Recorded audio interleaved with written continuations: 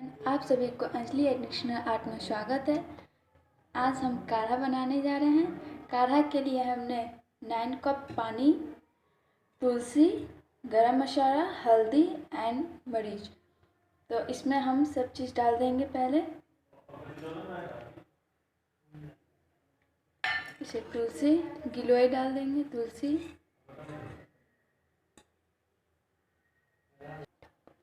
7 spoon sugar ले लेंगे। अब हम इसे गैस पे रखेंगे, इसे हाई मीडियम पे रखेंगे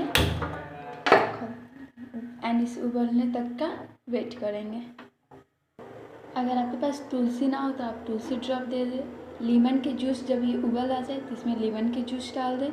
इसे उबलने जब ये उबल आ जाए इसे 4 से 5 मिनट के लिए छोड़ देंगे। 4 से 5 मिनट हो गया। अब हमारी काढ़ा में उबल आ चुकी है। आपके पास लीमन हो तो लीमन जूस डाल सकते हैं आप चाहे तो। अब इसे हम छान ले रहे हैं।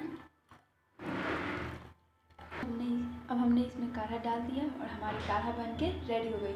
Thank you. अगर हमारी वीडियो अच्छी लगे तो like, comment, share and comment जरूर करें।